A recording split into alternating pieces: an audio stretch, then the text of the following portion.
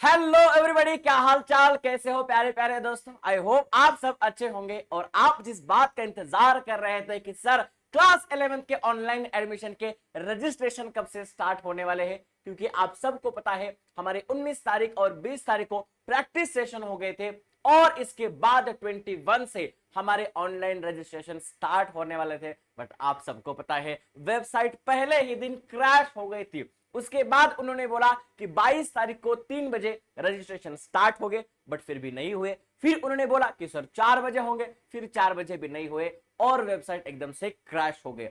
और एक नया सुधारित वेळापत्रक आलेला आहे। आता हे वेळापत्रक कसं आहे, या वेळापत्रकामध्ये काय प्रश्न आहेत, काय तरतुदी आहेत आणि एकदम परिपूर्णरित्या आपण ह्या वेळापत्रामध्ये कशा प्रकारे स्टेप्स असणार आहेत या सगळ्या तपासून बघणार आहेत। या सगळ्या तुम्हाला मी एकदम चांगल्या रीतीने समजून सांगणार आहे। व्हिडिओ शेवटपर्यंत पहा, खूप इन्फॉर्मेटिव्ह व्हिडिओ आहे। कारण तुम्हाला अर्थातच उद्या 26 तारखेपासून बघा इथे नोटिफिकेशन तुम्हाला दिसते 26 तारखेपासून अर्थातच उद्या सोमवार पासून सकाळी 11 वाजता फॉर्म फिलिंग अर्थातच रजिस्ट्रेशन स्टार्ट होणार आहे। आणि तुमच्या मनामध्ये काहीही प्रश्न असतील तरी तुम्ही ते कमेंट सेक्शन मध्ये विचारू शकता। गेल्या व्हिडिओला खूप विद्यार्थ्यांनी कमेंट सेक्शन मध्ये प्रश्न विचारले आणि आम्ही त्यांचं निरासन करण्याचा सुद्धा प्रयत्न केलेला आहे। तर लक्षात ठेवा, तुम्हाला कोणत्याही प्रकारची अडचण आली तर मला टेलिग्रामवर तुम्ही संपर्क करू शकता, इंस्टाग्रामवर संपर्क करू शकता किंवा कमेंट सेक्शन मध्ये तुमचा प्रश्न लिहू शकता। मी नक्कीच त्याच्यावर उत्तर देण्याचा प्रयत्न करेल। ओके, चला तर बघूया। आपण आहेत सध्या ऑफिशियल वेबसाईटवर, जी तुमची FYJC ऑनलाइन ऍडमिशनची वेबसाईट आहे।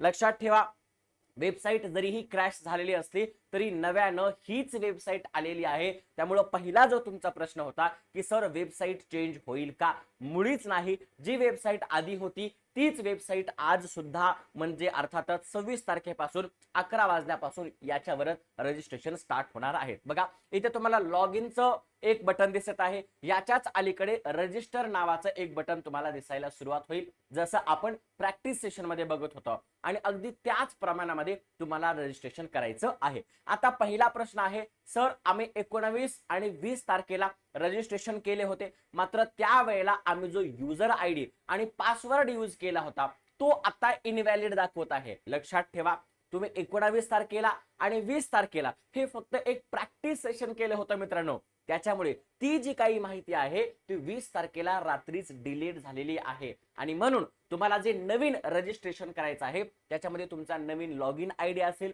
त्याच्यामध्ये तुमचा नवीन पासवर्ड असेल। त्याच्यामुळे परत परत विद्यार्थ्यांनी खूप सगळ्या कमेंट केल्या होत्या की सर आमचा लॉग इन आयडी इनव्हॅलिड दाखवत आहे, याचं कारण ते होतं। ओके, चला आता नोटिफिकेशन येऊया। Student registration will start from 26 may 2025 at 11 AM। विद्यार्थी प्रवेश प्रक्रिया 16 मे 2025 पासून 11 वाजल्यापासून सुरुवात होणार आहे। बघा आपण वाट पाहूया की 11 वाजता सुद्धा कोणत्याही प्रकारचा गोंधळ इथे निर्माण होऊ नये, कारण तशा पद्धतीची वेबसाईट त्यांनी नक्कीच बनवलेली असेल। आता आपल्या वेळापत्रकावर बघा, त्यांनी सुधारित वेळापत्रक जे मीडियाला पाठवलं होतं ते मीडियाचं वेळापत्रक आता सध्या आपल्याकडे आलेलं आहे आणि हे वेळापत्रक आपण डिटेल मध्ये समजून घेणार आहोत। बघा सगळ्यात महत्त्वाचा मुद्दा वेबसाईट काय असणार आहे तर www.mahaFYJC एडमिशंस, अरे भाई क्या लिखा है यहाँ पर, FYJC एडमिशंस, हाँ एकेडमिक्स नहीं डालना है, www.mahafyjcadmissions.in नावाची वेबसाईट आहे। लक्षात ठेवा, ज्यावेळेला आपण याच्यावर क्लिक करू आपण त्या वेबसाईटवर पण पोहोचू। आता सगळ्यात महत्त्वाचं 26 मे 2025 11 वाजता तुमची ऑनलाइन रजिस्ट्रेशन स्टार्ट होणार आहेत। कधीपर्यंत 3 जून 2025 6 वाजेपर्यंत। आधीचा टाइम टेबल वेगळा होता, हा सुधारित वेळापत्रक आहे आणि हा सुधारित टाइम टेबल आहे। कधीपासून आहे तर 26 मे पासून 3 जून 2025 6 वाजेपर्यंतच तुम्हाला रजिस्ट्रेशन करणं अनिवार्य आहे, ही गोष्ट लक्षात ठेवायची। बघा student will be able to, सगळ्यात पहिला actual student registration and online submission of application with their preference, म्हणजे हा ऑनलाइन फॉर्म भरत असताना आपल्याला कॉलेजचे प्रेफरन्स सुद्धा भरायचे आहेत।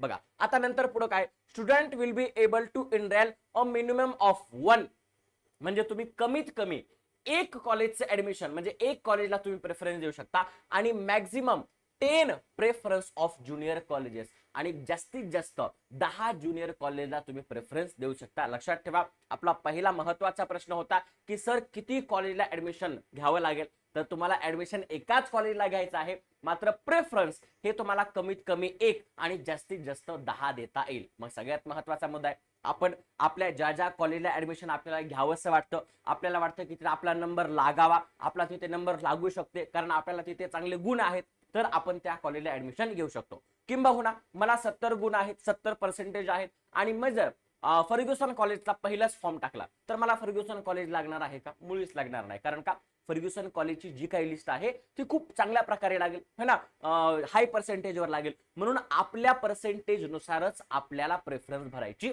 आहे. लक्षात ठेवा. नंतर student will get allotment as per their preference marks and applicable reservation if any given in application form. लक्षात ठेवा, फॉर्म भरत असताना ते तुम्हाला तुमची कास्ट विचारतील, ते तुमचा रिझर्वेशन कोटा विचारतील, ते तुम्हाला मार्क्स विचारतील. या सगळ्या माहितींच्या आधारे रिझर्वेशन, मार्क्स आणि अन्य गोष्टी, या सगळ्या गोष्टींच्या आधारे एक तुमची प्रेफरन्स ऑर्डर नुसार तुम्हाला ते कॉलेज भेटलं जाईल. नंतरचा महत्वाचा मुद्दा आहे, student can apply online for quota also simultaneously 0 round for management in house or minority quota. आता सगळ्यात महत्वाचा मुद्दा आहे बघा, प्रत्येक कॉलेजमध्ये सपोज जर 100 सीट असतील तर त्या 100 सीट मधले 4-5 ज्या सीट आहेत त्या त्यांच्या मॅनेजमेंट कोटा असतात किंवा मायनॉरिटी कोटा असतात. बरोबर आहे. म्हणजे काय, तर त्या कोटामध्ये ऍडमिशन घेण्याकरता 0 राऊंड असतो, म्हणजे त्याची त्यांना वेगळी फीस असू शकते किंवा काही कॉलेजला नसूही शकते. पण लक्षात ठेवा, जर तुम्हाला कॅप राऊंड म्हणजे सगळ्यांसाठीच आहे, कॉमन ऍडमिशन पोर्टल ना, कॉमन ऍडमिशन जे आहे त्याच्यामध्ये तुम्हाला ऍडमिशन घ्यायचं आहे का त्या कोटामध्ये घ्यायचं आहे. लक्षात ठेवा, त्या कोटामध्ये जर तुम्ही जाल तर कधी कधी चान्सेस नसतो नंबर लागायचा. लक्षात ठेवा, तिथे फीस जास्त असतात, म्हणून कॅप राऊंड मध्ये आपण ट्राय करायचं आहे. नंतर student should give their consent at every round. प्रत्येक राऊंडला तुमचा जो काही कन्सेंट असेल तो तुम्ही इथे नमूद करू शकता. Non admitted student can fill edit their preference stream after every round. जर तुम्हाला पहिल्या राऊंड मध्ये कॉलेज नाही भेटलं तर तुम्ही दुसऱ्या राऊंड मध्ये पार्टिसिपेट करू शकता. दुसऱ्या राऊंड मध्ये नाही भेटलं तुम्ही तिसऱ्या राऊंड मध्ये पार्टिसिपेट करता. आणि लक्षात गोष्ट मित्रांनो, काहीही प्रश्न असेल कॉमेंट सेक्शन मध्ये मला नक्की सांगा. नंतर आहे 5 जून. 5 जूनला काय होणार आहे मित्रांनो, 5 जूनला display of provisional general merit list, म्हणजे सगळ्या विद्यार्थ्यांची, ज्या विद्यार्थ्यांनी याच्यामध्ये रजिस्ट्रेशन केलेलं आहे त्या सगळ्यांची एक प्रोव्हिजनल मेरिट लिस्ट लागणार आहे. लक्षात ठेवा, काय लागणार आहे, प्रोव्हिजनल मेरिट लिस्ट लागणार आहे आणि त्याच्यामध्ये तुमचा रँक दिलेला असेल. नंतर 6 जून 2025 पासून ते 7 जून 2025 फक्त 2 दिवस आहेत आपल्याकडे. लक्षात ठेवा मित्रांनो, या दिवशी काय करायचंय, submission of objection correction request in the provisional general merit list if any through grievance redressal in student log in. जर तुम्हाला या मेरिट लिस्ट मध्ये काही प्रॉब्लेम वाटत आहे, सर माझा रँक, माझे मार्क्स इथे कमी दाखवत आहे, मला इथे अजून चांगला रँक असायला हवा होता, तर तुम्ही इथे तुमचा जे काही ऑब्जेक्शन आहे ते घेऊ शकता लॉग इन आयडी मधून. नंतर पुढचा मुद्दा आहे online redressal of grievance correction request bye the concern deputy director of education. मग हा जो काही तुमचा कन्सर्न आहे तो सॉल्व्ह करण्यात येईल. कोणाकडून, त्या अधिकाऱ्यांकडून. नंतर finalisation of grievance redressal by the concern deputy director of education, मी आताच सांगितलं, त्यांच्याकडून काय करण्यात येईल, तो सॉल्व्ह करण्यात येईल. नंतर 8 जून 2025 ला finalisation of general merit list one time activity. 8 जूनला तुमच्याकडे ही जी काही फायनल मेरिट लिस्ट आहे ती तयार होईल. बरोबर आहे. Yes. And 0 round allocation of management in house and minority quota, आणि त्यामध्ये सांगितलं जाईल की तुमचा मायनॉरिटी कोटा आहे, इन हाऊस कोटा आहे, त्याच्यामध्ये किती सीट्स त्या कॉलेजला दिले जातील. नंतर 9 जून ते 11 जून यामध्ये काय होणार आहे, तर 0 round quota admission, minority quota, in house quota, management quota at college level list will be provided by department. मग प्रत्येक जे काही कॉलेज आहे तो मायनॉरिटी डेटा असेल, इन हाऊस डेटा असेल, मॅनेजमेंट डेटा असेल, या सगळ्यांची लिस्ट काय करतील, ते प्रोव्हाइड करतील. बरोबर आहे. आणि 9 जूनला बाकी, आता हे 9 ते 11 जून कॉलेजचा आहे. आता 9 जूनला आपला करता फर्स्ट राऊंड आहे, कॅप, कॉमन ऍडमिशन पोर्टल है ना. येस, या त्याला आपण म्हणतो कॉमन ऍडमिशन प्रोसेस. याच्यामध्ये हा कॅप राऊंड 1 असेल. कधी असेल, 9 जून 2025. लक्षात ठेवा मित्रांनो है ना. चला, preparation of merit list of eligible candidate allocation, audit and allocation by the divisional cap committee. आता याच्यामध्ये काय होईल बघा, याच्यामध्ये काय होईल है ना, सगळ्यात महत्वाचं एक मेरिट लिस्ट तयार केली जाईल. कॅप राऊंड, ज्यांनी कॅप राऊंड मध्ये ऍडमिशन घेतलं आहे त्यांची मेरिट लिस्ट काय केली जाईल, इथे हे केली जाईल. बघा इथे डिटेल मध्ये आपल्याकडे आहे सुद्धा 9 जून. बघा हा इथे बघा, शून्य फेरी प्रवेश 9 जूनला. इथे 8 जून, इथे वेगळं आहे का, नाही नाही बरोबर आहे, बरोबर आहे. चला 8 जूनला काय आहे, अंतिम सर्वसाधारण गुणवत्ता यादी प्रसिद्ध, एकदाच होणारी प्रक्रिया शून्य फेरी. आता आपण शून्य फेरी बद्दल सांगितलं, 0 फेरी जी कॉलेज लेवलवर होणार आहे. 9 जून 2025 ते 11 जूनला काय होणार आहे, व्यवस्थापन कोटा, संस्था अंतर्गत कोटा, अल्पसंख्याक कोटा अंतर्गत विद्यार्थ्यास मिळालेले उच्च माध्यमिक विद्यालय मान्य असेल तर प्रोसीड किंवा ऍडमिशन वर क्लिक करावे. आता हा मुद्दा कोणासाठी आहे, ज्यांना ऍडमिशन कोटामधून ऍडमिशन घ्यायचं आहे त्यांना. विद्यार्थ्यांनी आवश्यक कागदपत्रे अपलोड करून व संबंधित उच्च माध्यमिक विद्यालयात जाऊन मूळ कागदपत्रांची पडताळणी करून विहित शैक्षणिक शुल्क भरून प्रवेश निश्चित करणे. आता हे कोणासाठी आहे, कोणासाठी आहे बघा, हे कोणासाठी आहे तर ज्यांनी management quota, in house quota किंवा मायनॉरिटी कोटामधून ऍडमिशन घेतलेलं आहे. नंतर मुद्दा आहे 9 जूनला, जे की सर्वांसाठी आहे. बघा कॅप फेरी प्रवेश म्हणजे कॅप राऊंड, गुणवत्ता यादी आधारे विद्यार्थी व उच्च माध्यमिक शाळा निवड वाटप प्रक्रिया. मग ते जी प्रेफरन्स ऑर्डर आहे त्या प्रेफरन्स ऑर्डर नुसार तुम्हाला ते कॉलेज दिले जातील. बरोबर आहे. विद्यार्थी व उच्च माध्यमिक शाळा निवड वाटप प्रक्रियेचे विभागीय समितीद्वारे परीक्षण, म्हणजे ते परीक्षण करतील. बरोबर आहे. येस. त्याच्यानंतर 10 जूनला काय होईल, कॅप फेरी प्रवेश म्हणजे 9 जूनला आपल्याकडं कॅप फेरी प्रवेश झाला. 10 जूनला पण प्रवेश फेरीसाठी उच्च माध्यमिक विद्यालय निहाय विद्यार्थी वाटप यादी जाहीर करतील. म्हणजे 10 जूनला ते कॉलेज तुमची जाहीर करतील यादी की खरंच तुम्हाला त्या कॉलेजला ऍडमिशन भेटलंय की नाही. नंतर विद्यार्थ्यांच्या लॉग इन मध्ये उच्च माध्यमिक विद्यालय वाटप तपशील उपलब्ध होईल. मग तुम्हाला कसं लक्षात येईल की मला कोणतं कॉलेज भेटलं आहे, मला कोणती शाळा भेटली आहे, तर तुमच्या लॉग इन मध्ये तुमच्या प्रेफरन्स, जो तुम्ही प्रेफरन्स दिलेला होता आणि गुणवत्ता यादीनुसार मेरिट लिस्ट नुसार तुम्हाला कोणतं कॉलेज लागलं आहे याची लिस्ट तुमच्या कॉलेज म्हणजे तुमच्या लॉग इन आयडी मध्ये तुम्हाला दिसू लागेल. नंतर 10 जून आहे. त्याच्यानंतर 10 जूनलाच काय होईल तर उच्च माध्यमिक विद्यालयांना विद्यार्थ्यांची वाटप यादी प्राप्त होईल. त्या कॉलेजला सुद्धा तुमच्या याद्या दिल्या जातील. येस. फेरी निहाय कट ऑफ आणि तपशिलाची प्रसिद्धी वेब पोर्टलवर प्रसिद्ध केले जाईल आणि तिथे सांगितलं जाईल की कोणत्या महाविद्यालयाला, कोणत्या ज्युनियर कॉलेजला कितीपर्यंत पहिल्या फेरीचा कट ऑफ लागलेला आहे, जेणेकरून दुसऱ्या फेरीमध्ये तुमच्या लक्षात येईल की त्या कॉलेजला ऍडमिशन घ्यायचं आहे की नाही. बघा नंतर काय आहे आपल्याकडं, नंतर 11 जून ते 18 जून मध्ये काय प्रोसेस असणार आहे, विद्यार्थ्यास मिळालेले उच्च माध्यमिक विद्यालय मान्य असेल तर प्रोसीड फॉर ऍडमिशन वर क्लिक करावे. जर तुम्हाला वाटलं की कॅप राऊंड मध्ये मला माझं ड्रीम कॉलेज भेटलेलं आहे आणि आता मला इथेच शिक्षण घ्यायचं आहे तर तुम्ही तिथं काय करू शकता, प्रोसीड फॉर ऍडमिशन करू शकता तुमच्या लॉग इन मध्ये. आता नंतर पुढे येऊया. विद्यार्थ्यांनी आवश्यक कागदपत्रे अपलोड करून व संबंधित उच्च माध्यमिक विद्यालयात जाऊन मूळ कागदपत्रांची पडताळणी करून विहित शैक्षणिक शुल्क भरून प्रवेश निश्चित करणे. म्हणजे काय, ज्या वेळेला तुम्हाला ते कॉलेज अलॉट होतं त्या कॉलेजला जायचं, तिथे तुमचे मूळ कागदपत्र द्यायचे, तिथे त्याची फीस भरायची आणि ऍडमिशन कन्फर्म करायचं. बघा नंतर विद्यार्थ्यास मिळालेल्या उच्च माध्यमिक, हे बघू आपण, माध्यमिक विद्यालयात प्रवेश नको असल्यास पुढील फेरीसाठी संमती देऊन सहभागी होता येईल. जर तुम्हाला वाटलं की या कॉलेजला मला प्रवेश घ्यायचा नाही पण हे कॉलेज मला अलॉट झालेलं आहे, मला दुसऱ्या फेरीमध्ये प्रवेश घेता येईल, तर तुम्हाला तो सुद्धा प्रवेश घेता येतो. नंतर काय आहे, नवीन विद्यार्थ्यासाठी पुढील फेरीतील समावेशासाठी नोंदणी व पसंतीक्रम भरणे हे विद्यार्थ्याने संमती दिल्याच्या अटीवर सुरू राहील. बघा नंतर काय आहे, जर एखादा विद्यार्थ्याला वाटप झालेल्या उच्च माध्यमिक विद्यालयात प्रवेश घ्यायचा असेल तर विद्यार्थी लॉग इन मधून प्रोसीड फॉर ऍडमिशन वर क्लिक करावे, आवश्यक कागदपत्रे अपलोड करावीत आणि त्यानंतर वाटप झालेल्या उच्च माध्यमिक विद्यालयात जाऊन विहित पद्धतीने प्रवेश प्रक्रिया पूर्ण करावी. ठीक आहे, हे आपल्याला माहित आहे, आपण बघितलं आहे. जर एखाद्या विद्यार्थ्याला वाटप झालेल्या उच्च माध्यमिक विद्यालयात प्रवेश घ्यायचा नसेल तर तो पुढील फेरीची वाट पाहू शकतो, म्हणजे नेक्स्ट प्रोसेस मध्ये तो आपण कॅप राऊंड मध्ये येऊ शकतो.